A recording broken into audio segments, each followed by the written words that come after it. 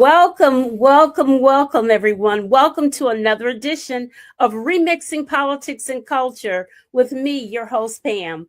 I am a public relations and marketing professional who happens to have a passion for social justice, voter advocacy, and culture. And tonight, we're going to talk about a subject that is important, or it should be important to all of us, education. We want an educated society. We want our children to do better than we have done. At least that should always be the goal. And so education is how they get there. Listen, I am so glad that my children are grown and gone because it is tough being a parent in today's world and having kids in the school system. There are just so many issues and concerns, one of them being technology, one of them being, with the digital revolution, concerns about violence, concerns about so many things.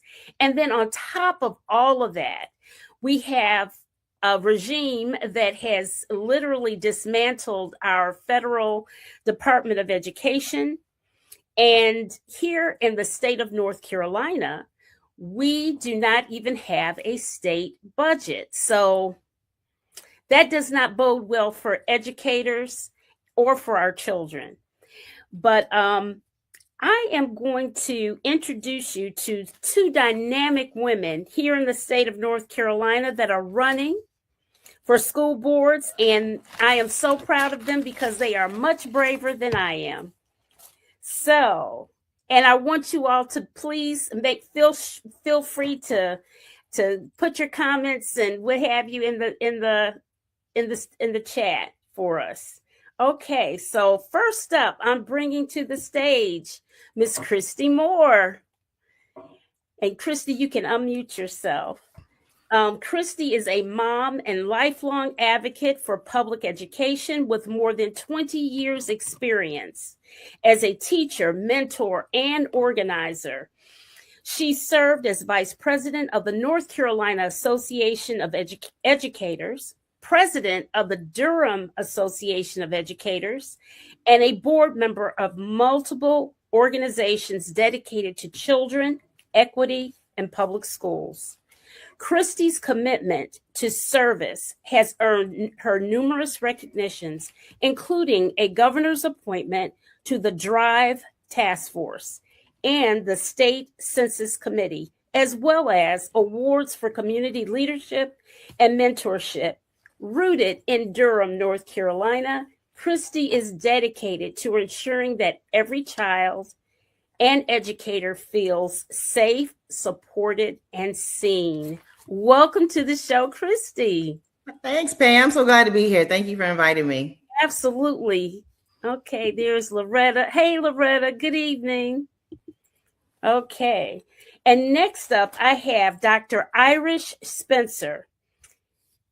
Let me put her up there. She is the president and CEO of the Spencer Group, which is a consulting firm, and she is also president of FASC, Families Against Senseless Killings. Along with her professional work in consulting, she made the time to dedicate herself to community service, so much so that she was honored by President Barack Obama, named a champion of change for her courageous community outreach and leadership to help the least of these.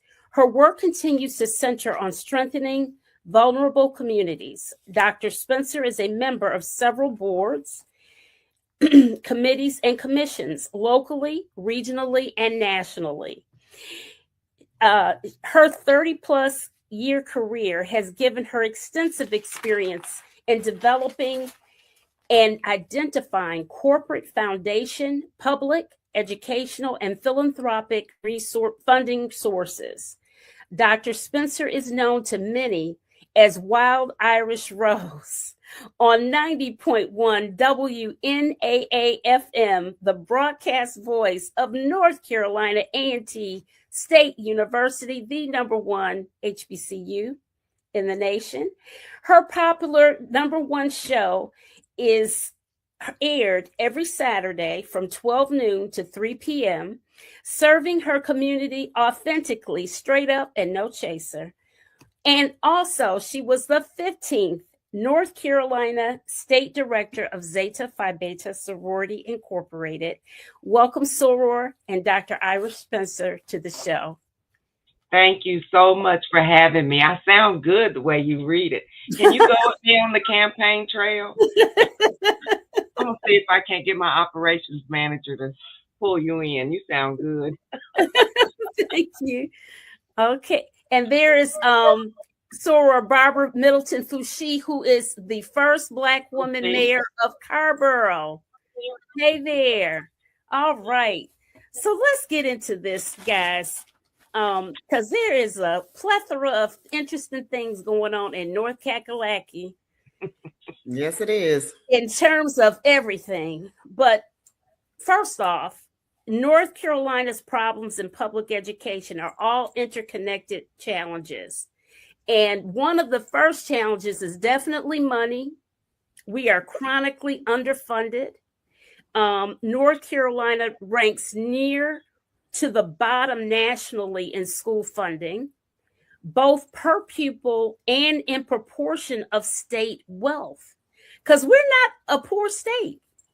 No, we are not a poor state. Hey, David, we are not. And so let's get into this. In fact, we have something so unusual in North Carolina right now is that we don't even have a state budget. Exactly. Yeah. Yeah. So as leaders, and we're going to pretend that you're already on the school board because we're claiming it, right? Amen. We're claiming that already. It's already done. Christy, what do you plan to do? Well, again, thank you for having me on here with such an illustrious Dr. Spencer. I'm so glad to be on with you.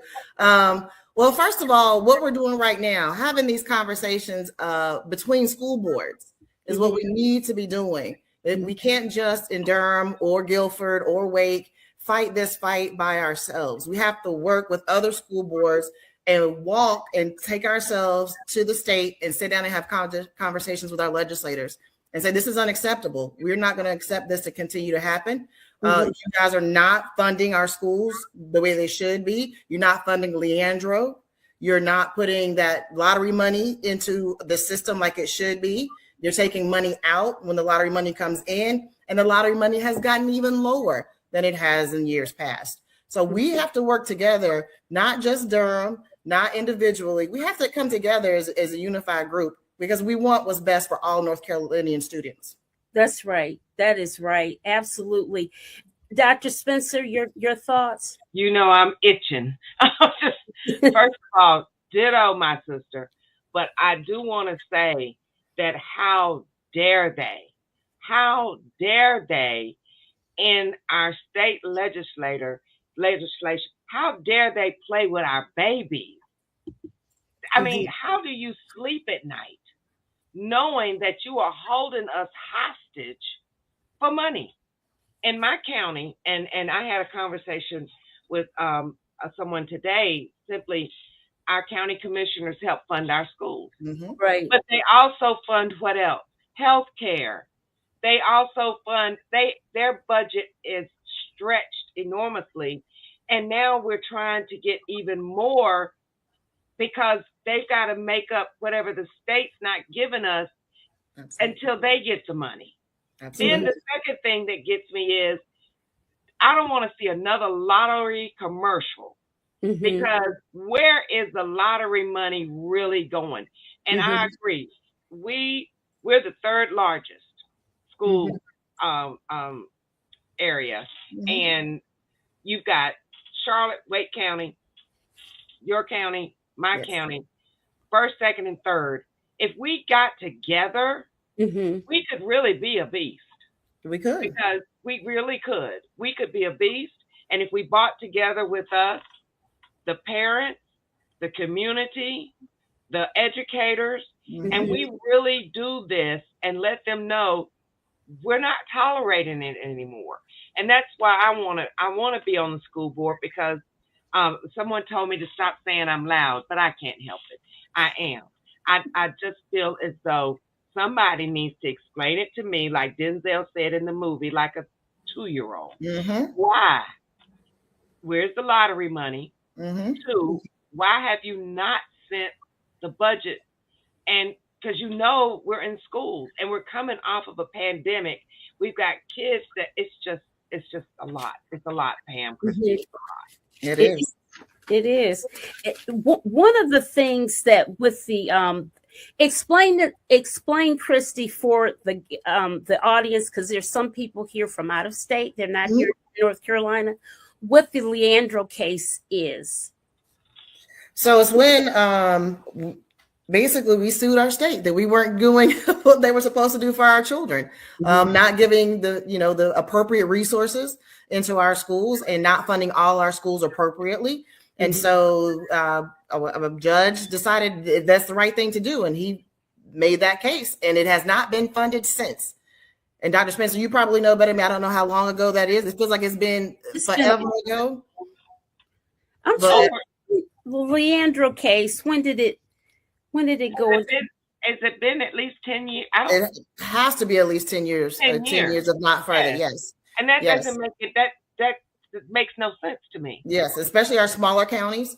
They don't have the resources they need. They can't even keep their buildings up because they don't have the tax base like a Greensboro and Durham does or a Charlotte does. And so we have to make sure that our state funds our education programs and our education.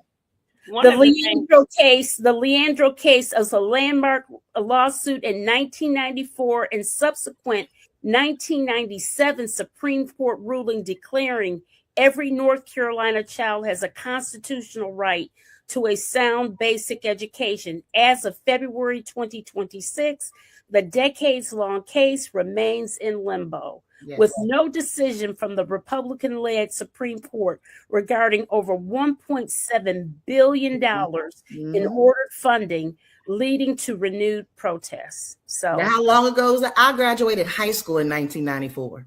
See, I don't even want to tell you what I graduated. I'm almost 50. I'll be 50 in March. Now, come on. That is unacceptable. It is not. It's very unacceptable. We actually, during the big snowstorm, everybody got hit with it. I mean, I've never seen that much snow in years. We actually asked the community to please, if you could donate salt and brine to the schools. Because we could not, we used up all our budget and we've not had a budget. And so we needed help. And that is so embarrassing. And it's so not what we want our children to think that we think of them. That we don't care. Right. So And we can't get our children technology, especially some of these smaller counties. Even in Durham, there are spots that don't have technology. And we have to get them hot spots, and we won't be able to get them hot spots because the money is not being put. Yes, ma'am. Wait. Yes, ma'am. Yes, Pam. That's in Durham, in Durham, North Carolina, home of Duke University, City of Medicine, we don't have adequate Wi-Fi in Durham. So you have to realize Durham goes way out. It's very long. Yeah, because I live north, and I know further north. So there's still some pockets. I mean, they have something, and you have to realize Spectrum's very expensive. Fiber is expensive. So you have to figure out if you're going to pay for food or you're going to pay for Wi-Fi, you're going to pay for food for your children. You're not going to worry about that Wi-Fi. So we, during the pandemic, gave hotspots out for our children. But then when the pandemic was over, we took those back. So some of our kids are not being able to use the technology that they have because we don't have the funds to keep some of this technology up. You know, the city was giving away hotspots. They were giving away for a full year, and they were doing so in the Department of Socials in the Human Services building. It was last year they were doing that last summer. So I guess everybody, I don't know. But the parents have to know that's happening. Right. And a lot of the parents have to want to do that. Exactly. You've got some parents that are, and for lack of a better word, slack. And, they feel as though I shouldn't have to go down there and get that. I shouldn't have to do that. That should be, and it should be given to their child to bring home. During the pandemic, when that hit, everybody was freaking out because, okay, great, we've got laptops for these children, but some of them didn't have, so we had to take school buses and park them strategically in neighborhoods so that those neighborhoods could get internet. So it was so different.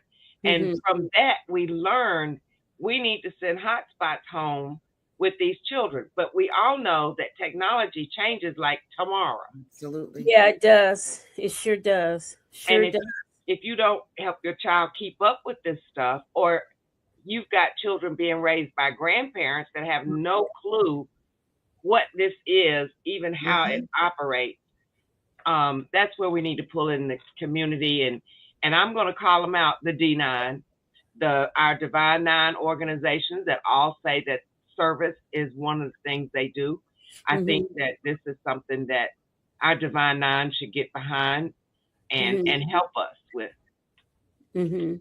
Absolutely. Absolutely.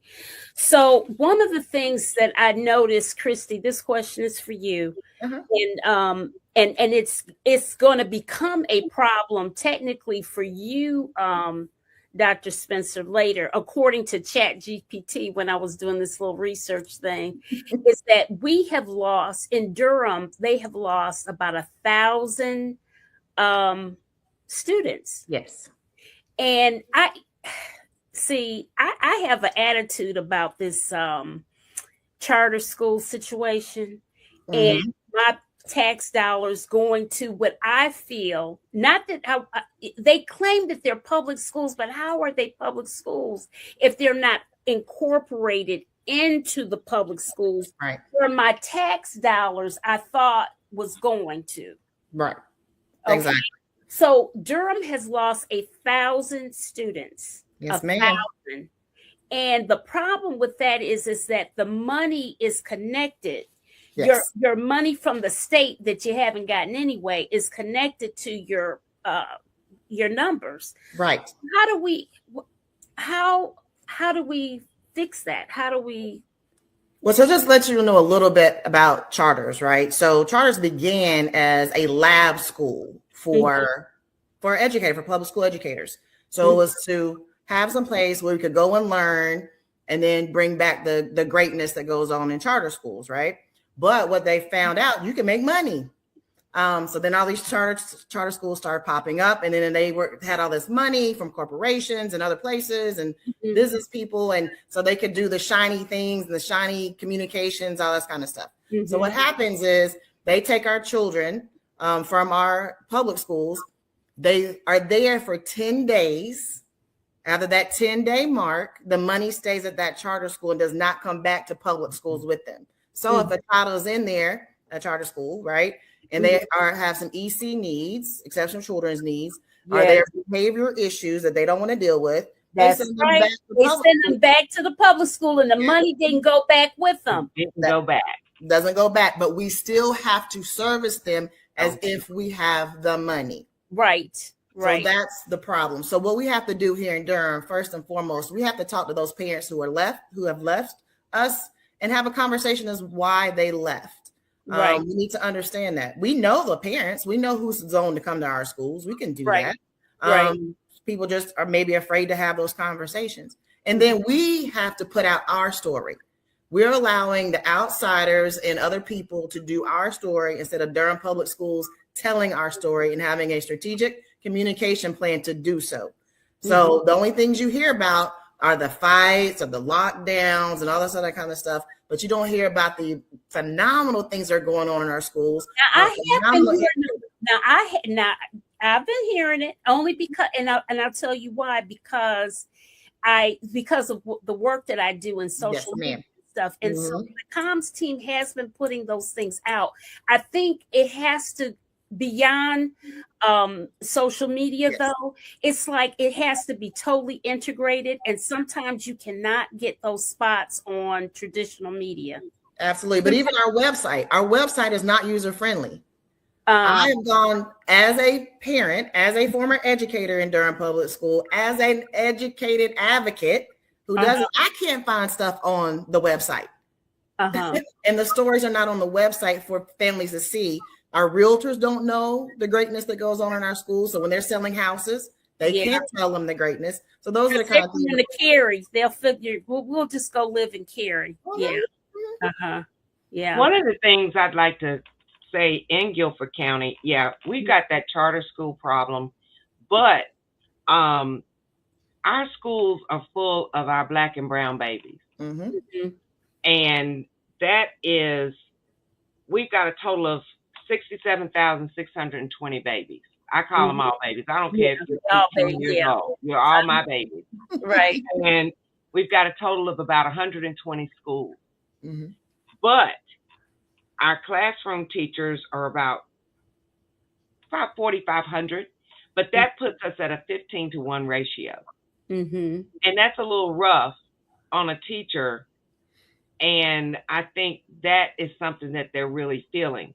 Also, I'd like to say, though, but our graduation rate is very at 92.1% right now and has been constantly higher than the state average for over 10 years. I saw that. I saw that. And I was like, because when I was looking, I thought, wow, well, y'all better go there and get Guilford County. So what we know what you're doing to get that high graduation rate. That's excellent. Well, what I've started doing during my campaign and doing research before jumping into this big lake is Did You Know? And my team puts together, after every school board meeting that we go to, we do a Did You Know? And our newsletter, and we send it out. And for example, our school bus drivers. Yes. We need school bus drivers. We're down 58 drivers. Right. I saw that.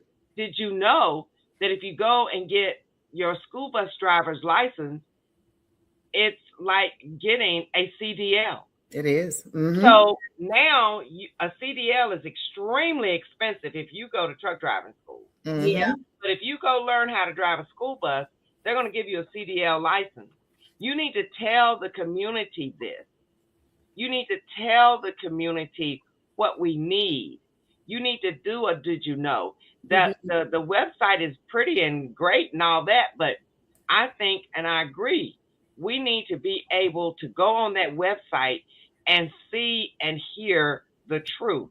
But I think sometimes it's caught up in the minutia of the politics because they don't want to get, well, we might not get our money if we say this, if we say that.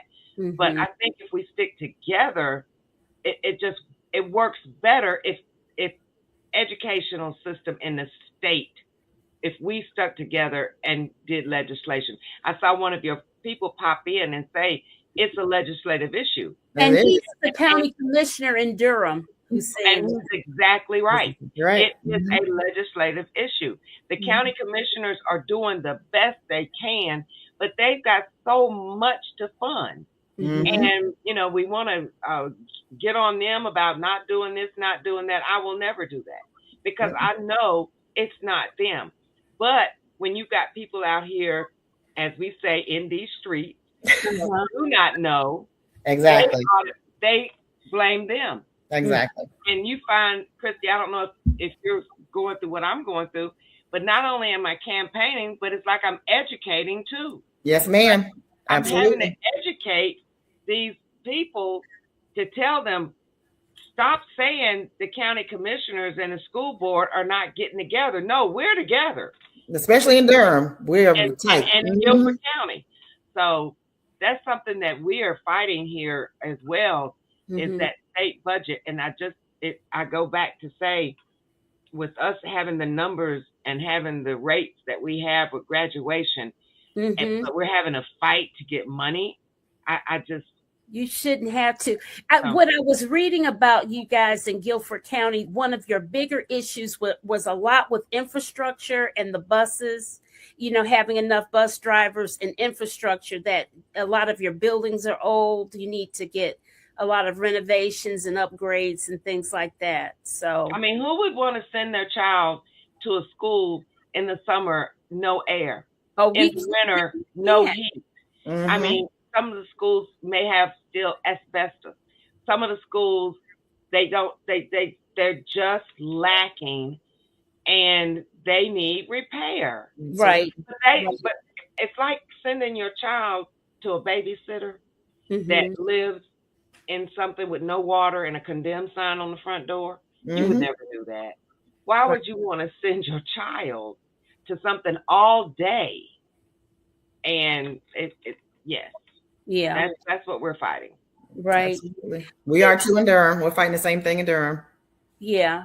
The Mhm. but the infrastructure with fixing up buildings and that type of thing. What is Yes. it going to do? Speaking of that, we've got the whole new Northern High School in Durham. Yes. Yes. What are you going to do with the old one? Do they know yet?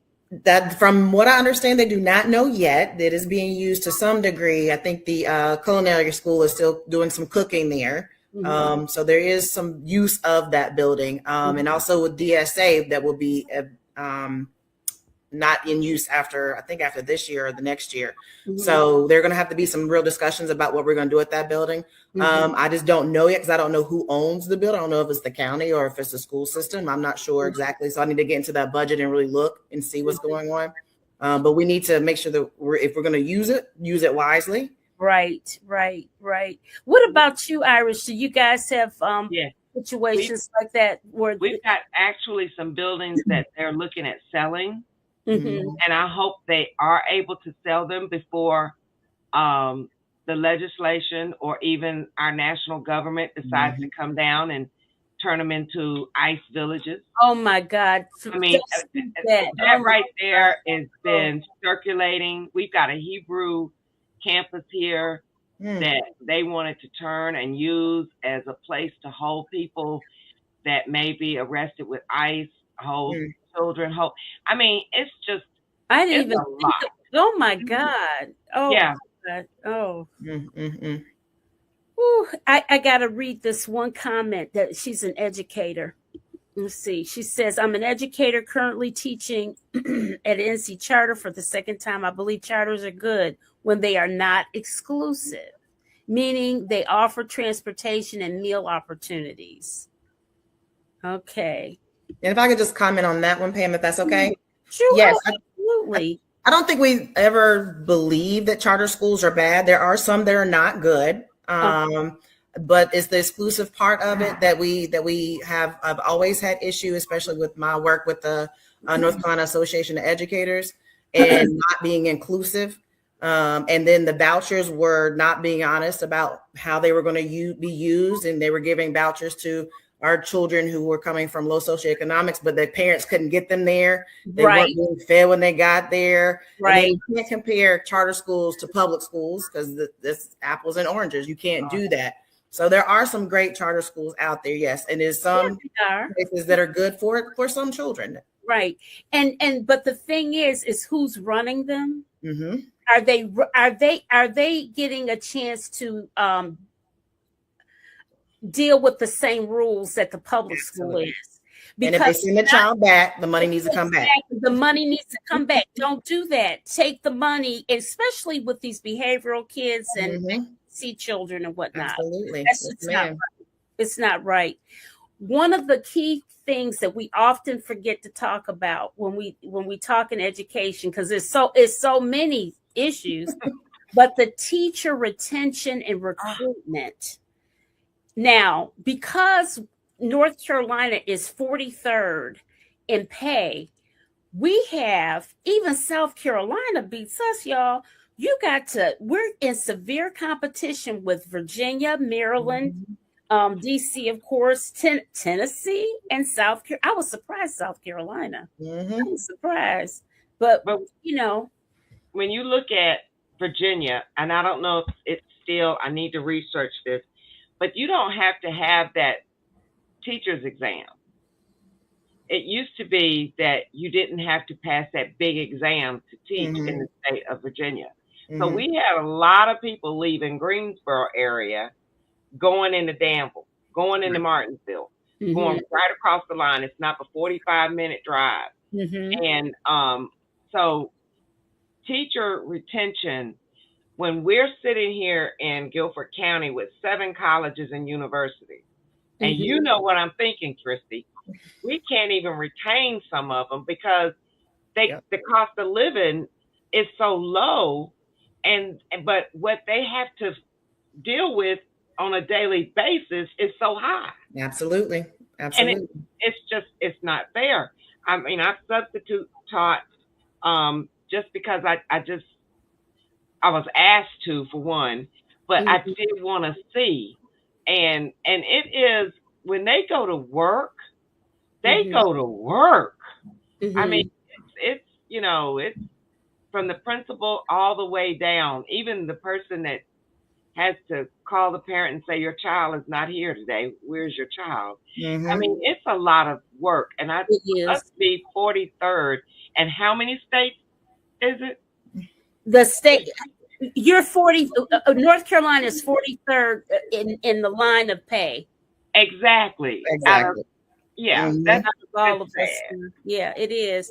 The question, I know this is for you, Dr. Spencer. What is your average class size in Guilford County, having such a high graduation rate? What do you think it is? That's probably a tough question. It's a tough one because it just depends on the school, and it depends on the class. Yeah, but I'm gonna say it could be close to 25 to 30 children in a class. But then we're hoping that most classes have the teacher and she has an assistant that helps her. But then sometimes the assistant, because they get paid so much less, feels like they're babysitting. Absolutely. Right. So it's if you get a good team, and I've got another friend of ours, she's an EC teacher. And to give you an example, one of the classes that was an EC class, the teacher couldn't come in, they couldn't find a sub, so they took the children and put them in general population class. And these children were totally ostracized. Sit over there, let's cut the TV on, and that's where they sat all day. Because this teacher was not prepared and not used to doing EC classwork. So they're having to really maneuver, but they're maneuvering with our children. Absolutely. With our babies. These are people that we're going to rely on to take care of us. Well, I don't know how, because I'm going to tell you, it's looking a little shady. We don't get these kids educated. That's right. And teaching them all these other things that go along with just life skills like empathy,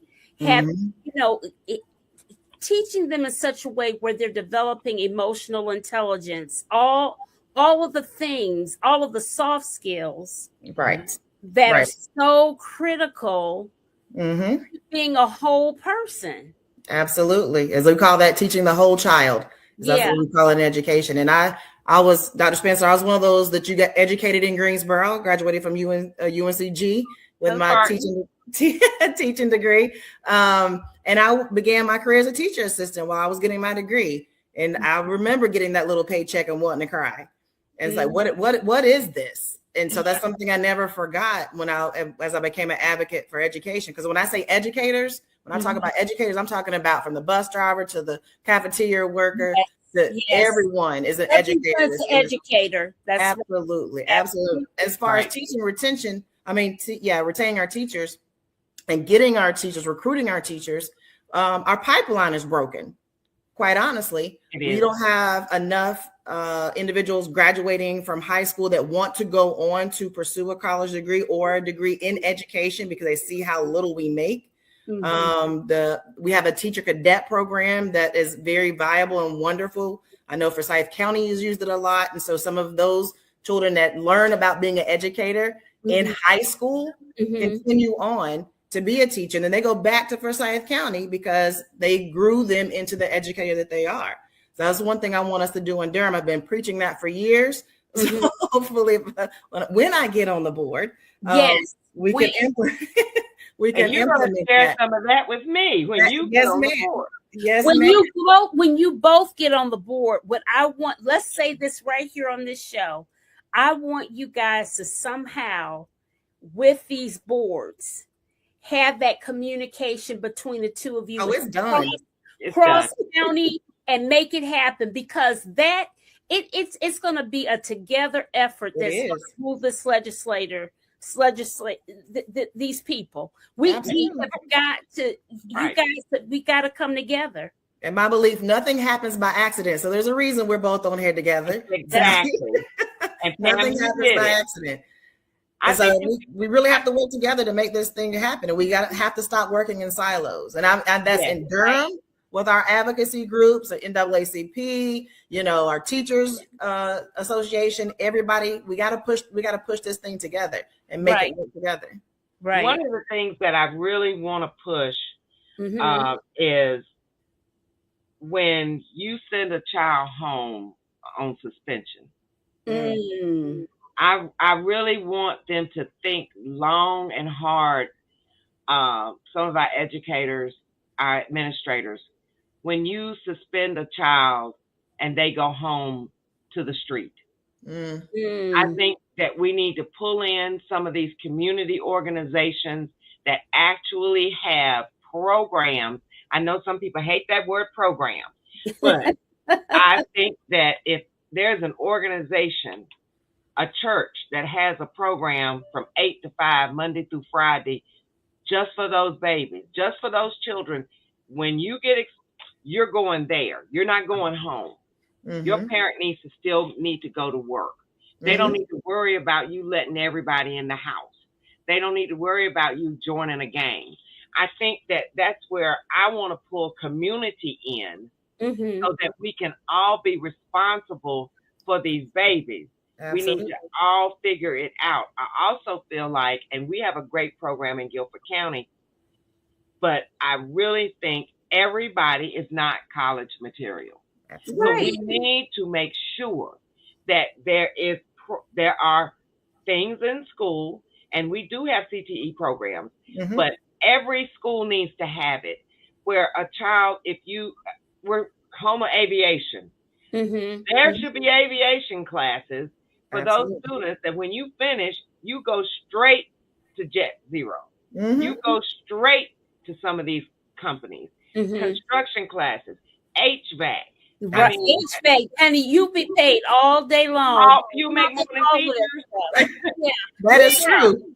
And then we think about public schools started as a community. That's right. And we've lost it because we put politics in it. We've done all this. We've pulled away the community part, and our children are suffering because of that. And so we have to bring that back together. Here in Durham, we have so many resources. We've got Duke, we got NCCU, we've got UNC up the street from us. We got businesses galore, but we don't tap into it. And we have to tap into schoolers, when they got to know that, okay, I'm not going to Duke, I'm not going to A&T, but I can get a certificate for OSHA, and I can go around and do that. Absolutely. I think that we need to really take control. I also think that, and this is where I'm an out-of-the-box thinker. Well, that's what it takes. In order to keep these teachers teaching, when they graduate and they start teaching, if they teach for at least 5 years, we need to forego their student loan. They don't need to pay nobody no money back. That's right. If they give up at least 5, I want 10 years, but I'll ask for 5 to start with.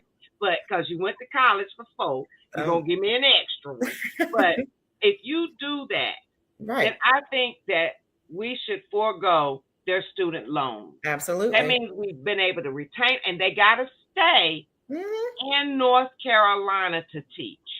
Absolutely. Now, you know what? And we should do that for some other professions that we might be absolutely. Absolutely.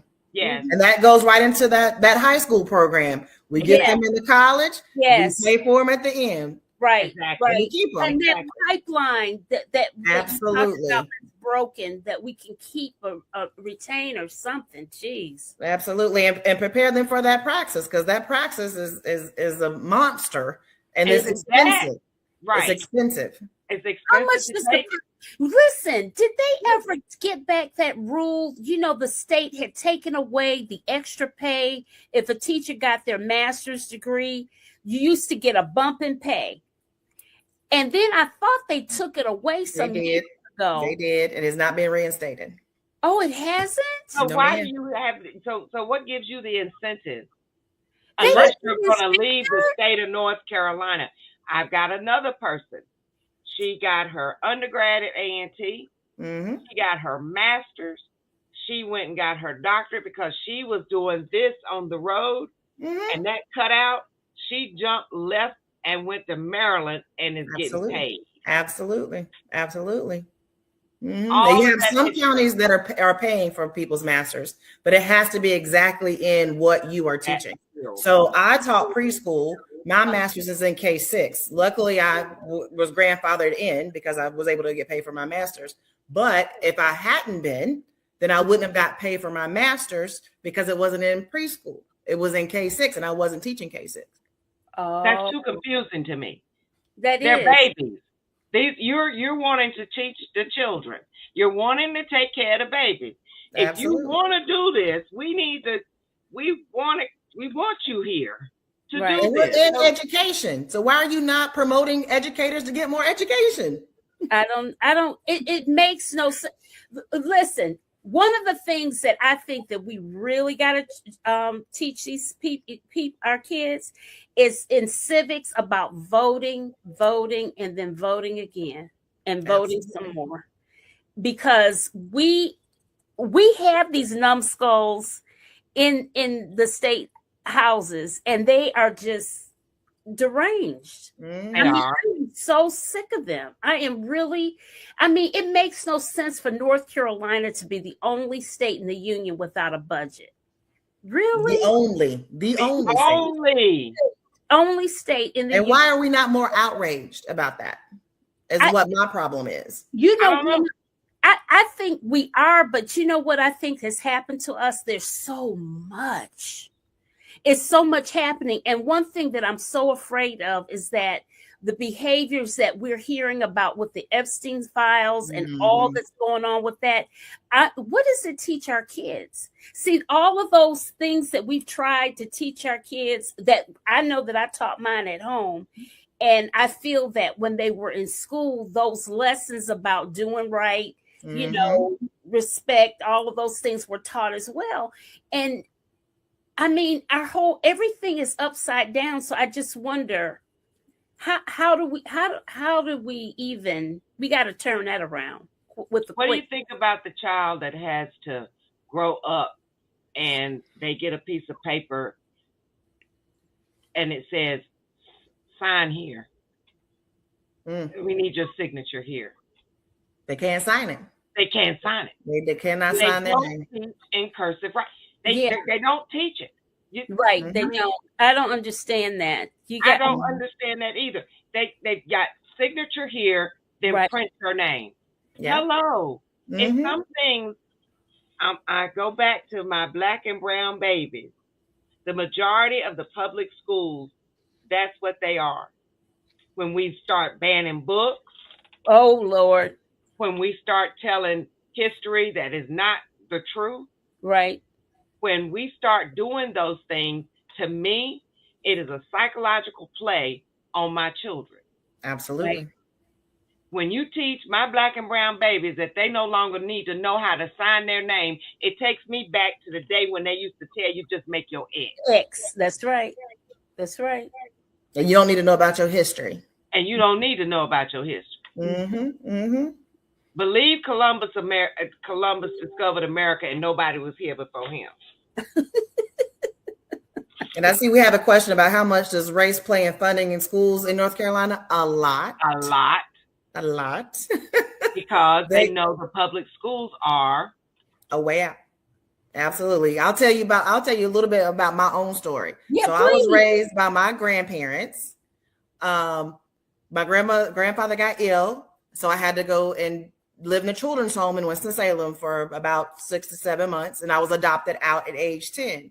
Oh. And the only reason I'm able to sit here now in this seat as a former educator is because of public school, because that's the one thing that was constant in my life the entire time I had all this trauma and all this transition were public school educators who cared enough about me to say, baby, read this book, do this work.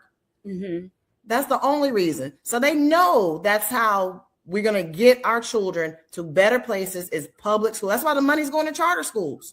That's why the money's going to private schools. That's why they want more vouchers, because our babies are not there. Right. And if they go there, they send them back. Yeah. But the money doesn't come back. Absolutely. Right. They stay awake those 10 days. Absolutely. And we have to wake up. If we don't, and it all boils down to voting. It all boils down to if you've got folks that you can vote for that think like us, and we can move out those that think like them, we can get back to a better way of living. Absolutely. But we have got to change Raleigh.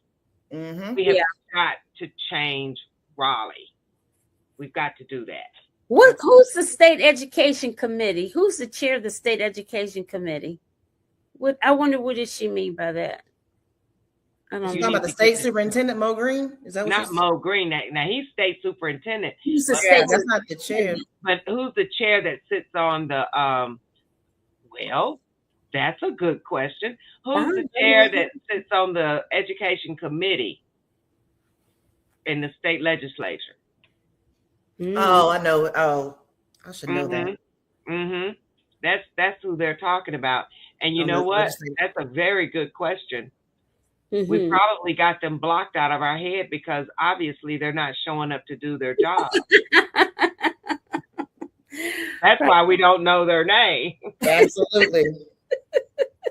I would love to know why we're not having that conversation and what is it that they could possibly, what's the answer? What is the answer to why we don't have our money? We've got some commissioners on here. What have they told you? I mean, me and Chris they're asking, Dr. Spencer's asking you, what have they told you as a commissioner? Why Christy and I are going to ask when we get on the board. They're going to have to tell me. I will drive to Raleigh. Somebody got to explain it to me. We can ride together. Pick me up on your way. We can ride together. And we're going to go together because y'all need to tell me. It says the chair is Eric C. Davis. Oh, Eric. You know who Eric is? I do not. I don't either. It's Eric C. Davis. Wonder what city he represents, what district he's in. We need to come. They are prioritizing education the way we do our hair, nails, and beyond. The education K-12, we have Representative Biggs, Rep. Gothman, and Rep. Willis are on there as the chairs. Well, if you look it up, you'll see why. And they were probably elected, so that means that they were elected to serve. I know one's an R. Yeah, we need service. We need to know. We need them to tell us why. Here, Zachary says, my grandsons go to a charter school. Zachary is in the state of Michigan, and I'm not impressed with it. They don't even have homework. Now, my bonus grandson is in high school and is adjusting. Wow. What's up? And I have been hearing that where some teachers aren't giving homework or whatever. And they are moving away from that. Even in public education, some teachers are moving away from that because you have a lot of kids with a lot of athletics after school. So they get home about 8:00 after games and all this other kind of stuff. Then they got to be up for an hour, 2 hours, 3 hours, sometimes doing homework. So it's not getting done. And then there's no one at home to regulate whether it's getting done or not. And so then kids are getting zeros, which then affects their grades. So a lot of educators are actually moving away from homework because it's not really doing a lot for the students. It's just making them get lower grades, quite honestly. Interesting. Wow. That's that. That's wow. That thing that you had to practice to make sure you knew it. You know? Right. Yeah. But also you have to goes back to technology because Durham's 1-to-1. So if they don't have internet at their house, they can't do their homework and submit it because they have to submit it through the computer. Portal. Mm-hmm. Oh. Absolutely. So that's also another reason why some of the educators are moving. But it's just a lot of it wasn't getting done. So in my conversations with a lot of educators, they're like, we just don't bother anymore. Or they do it. So my daughter's a cheerleader in middle school, so they have homework hour, and then they go into practice and cheer. So what does she do in homework hour? Literally homework? Yes, ma'am. Or they can ask questions or get help, that kind of thing. Mm-hmm. I know the children that leave school that go to after school programs at the Y and places like that. They sit there. They actually have sessions where they sit there and help those children with homework. Absolutely. If they've got homework to complete. And you think about it, that new math, parents can't do the new math. So I can't do the new math. Listen, here's the thing. I saw that whole new math stuff and everything. It gets to the same answer that we did it with regular common sense. It does. It does. Why are they doing that? Why? It's supposed to be problem solving, thinking through the steps, but it frustrates a lot of our children because, like you said, they get to the same answer. Yes. Then they don't get credit because they didn't show all the steps. So it frustrates them. But in China, I don't think they're doing that. Okay. I've been looking at some other countries doing stuff, and they're not doing all of that foolishness. They're getting the job done, and they are light years ahead of us. They are. Everything. Well, see, a lot of the problem is people who come up with these things are not educators. They haven't been in the classroom. They come up with new curriculums to sell. Education's $1 billion industry that our kids aren't seeing as money, but we got to buy this book, and that's usually wrong. We have to get these resources. We got to get this technology that halfway works and halfway doesn't. It's $1 billion industry. The test our kids take at the end of the year, we pay for that. So you think about all the money that's being made off the backs of our children that are in some cases not good for our kids. And look at the stress that those kids are under to pass those tests. My daughter gets anxiety every time. Mm-hmm. And teaching to the test. Yeah. And teachers hate it. Yeah. Hate it. Yeah. Yeah. And that's why a lot of teachers are leaving. They don't want to teach to the test. They want to teach the kids what they know they need to know. Right. Right. Real life lessons. My 21-year-old told me, Mommy, I wish I'd have had financial literacy in high school. Mm-hmm. Oh, yes. Oh, yes. Real stuff. Yeah. Yeah. We have found him. We found that Eric Davis. We have found him. Yeah. And he's appointed at large by the governor. By the governor. Mm-hmm. Rather than representing a specific regional district. Mm-hmm. Or district. Well, it's supposed to be so it's not D's or R's, but it's more of a bipartisan situation. But you also have to realize they can't hardly get anything out of the legislators because of the contention. So right. When you have every time Stein puts something up, he gets chopped down. Exactly. So yeah. But children who are in private schools are still getting homework and assignments during the summer.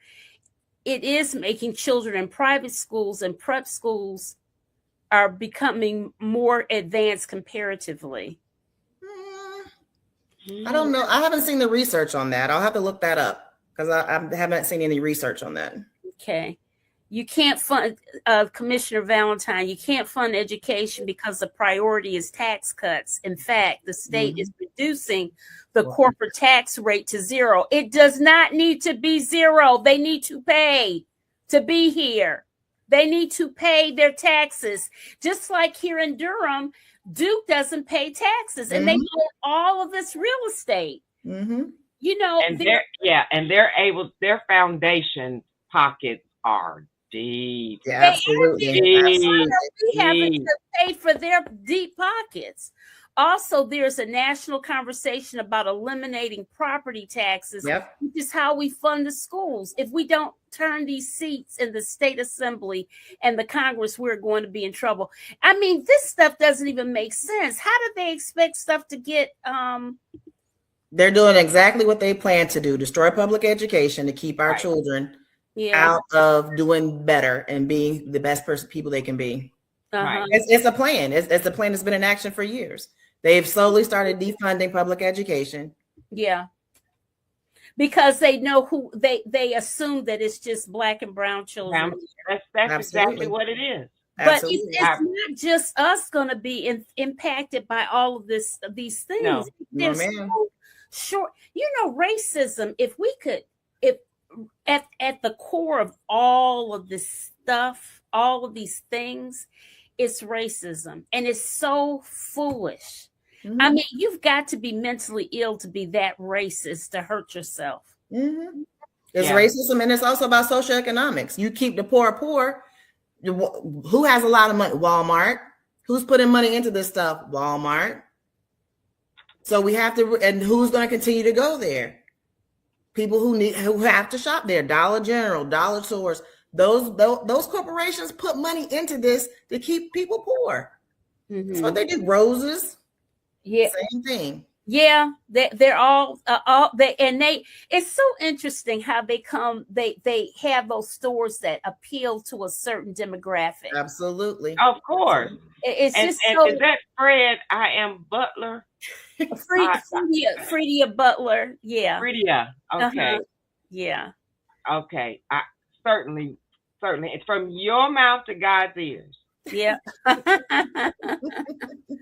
Well, let's see. How do you entice older retired educators to help? They are helping. They're in there. They're the ones that are coming. They're the ones. They're doing it. Absolutely. They take their 6 months off and come back and work at a reduced hours sometimes, but they're there. Yeah. They're subbing. They're volunteering. Yep. Mm-hmm. They get a little bit higher sub pay because they've their experience. Yeah. But they're thank God for them. Yes, because that's how we're surviving in a lot of our places. Yeah. Let me ask this round question. Christy, what's the first thing you're going to do when you get elected to the board? Well, the first thing I'm going to do when it's announced March 3rd, I'm going to sleep for a couple of days. And then I'm going to start reaching out to all our community here in Durham. I've already started having lots of conversations. My Hispanic population I've been talking to, of course, my African-American population, my family, I've been engaging. Students, I've been talking to students, but we have to start having conversations and start building trust back here in Durham. We've lost a lot of trust here in Durham based off of budget issues. Mm-hmm. And so just beginning the work. I don't believe in waiting until I take the oath of office. I believe in starting that work as soon as it's announced that I am the winner. So thank you, Pam, for asking that question. All right. That's a loaded one.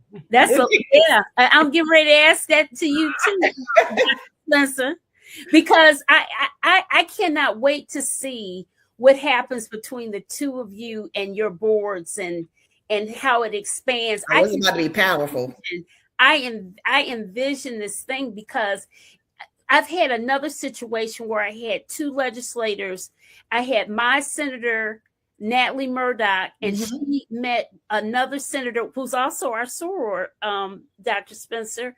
Can't think of her name, but she's a senator in Indiana. And I learned from her that Indiana was a purple state. I thought it was red. I learned so much on this show. I think I'm supposed to be teaching people, but we all learn from each other. That's and right. Especially when it gets mixed up with people cross, states and divisions. It's a great way to learn different things. Yes. That somebody might be doing that's working there that we could try here in North Carolina. Right. Absolutely. Right. And I see them following each other on social media and all that. And I love it because you never know. Because then when they have those, big legislative meetings and stuff across the country, then they would have met each other already and know each other. And you never know. That's right. Me and Christy are going to ride together. Oh yeah, we are. I can't wait. I can't wait. If nobody goes with us, it's gonna be you and me, Dr. It's Spencer. me and you, Christy. All Me and right. you. I am never scared. Me either. Oh my goodness, it's all these other things in the chat. Okay. The rich don't care about poor white people either. Who Right. depends on public education? They are just being bamboozled by the rich ones who sell them the story that they are better than black people. And you know something real quick my mom says about that? Those white people are the ones that couldn't get out. They didn't have the money to get out. They wanted to get out. They would have gotten out, but they couldn't get out. They couldn't get out. Yeah. They need to be students, and that means healthy physically and mentally, and not to mention some students are responsible for siblings during the summer while their parents work. Right. Thanks, Nashonda. That's my friend. Okay. Charter schools are not the answer. Fully fund public schools and help every child. Yes. Absolutely. Yeah. Be careful with that Latino community. This is Zachary from Michigan, because there is a lot of anti-blackness in the Latin community, and they have a strong desire for white proximity. We know. That's why they were singing "Vote for Trump" and then got deported. But see, one thing, remember Zachary, baby. This is the Wild Irish Rose speaking now, the radio personality. This is down south. We stayed when everybody else ran. We stayed and fought. Come on, tell it. We stayed down here and we fought it. Everybody else ran north, Midwest, and all the other places. We stayed here and watched the fruit hanging from the tree. So we know how to fight. That's one thing we know how to do. And the Latino community, when they came down here with ICE, when they hit down this area, they ran out. Because they said them folks in North Carolina crazy. And we protect our own. We protect our own. And they are part of us, and we are part of them. They are our family. We had to fight. All our life, we've had to fight. You got to answer the question, Dr. Spencer. Oh, you now. We about to cut up, Dr. Spencer. We about to be a force to be reckoned with. Yeah, they have no idea. They have no idea. What's the first thing you're gonna do when you're elected to the board? Honestly, I'm like Christy. I think I'm gonna try and get some sleep. I'm gonna take my team out because my team has been. I call them the gangsters. Not gangster. They are straight gangsters. And I wanna celebrate with my team. Then as far as the school board, the first thing I want to do is listen. I want to listen to what they say. I want to listen to what my community says. And then I want to listen to the educators and administrators. I'm a listener. And then I want to sit back and see where is the disconnect. Because somewhere there's a disconnect. There is. And that's what I want to start with. And then after that, me and Christy hitting the road, and we on tour.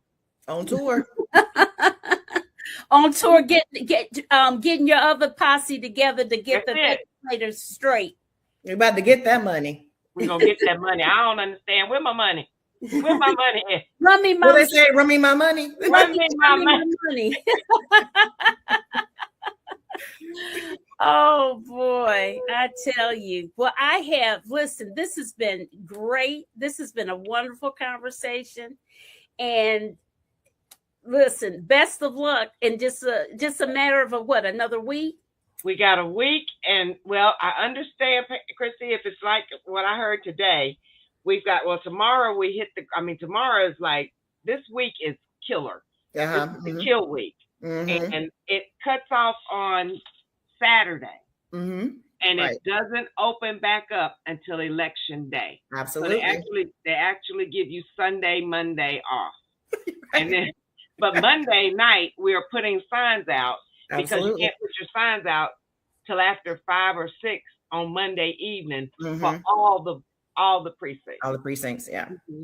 And that's a lot of precincts. Wow. Okay. So that's what we've got to look forward to this week. And thank you, Pam, for inviting me and letting me meet Christy. And I've really enjoyed being able to just talk. Yes. You know, not be grilled, just actually No. talk. Talk. You know, I tell people. Yeah, it I makes tell Thank you, people, Pam. This is a great platform. You're phenomenal. Thank you. Dr. Spencer, I can't wait. yeah, Oh, I'm so excited. I'm so excited. I'm so excited. This is great. Great, great. All right, ladies. Well, let's wave off. Good night, everyone. and Thank good night, you. all those that viewed the show tonight. Thank you so Thank much. And you. Thank vote. you. Make That's sure and Go vote. right. vote.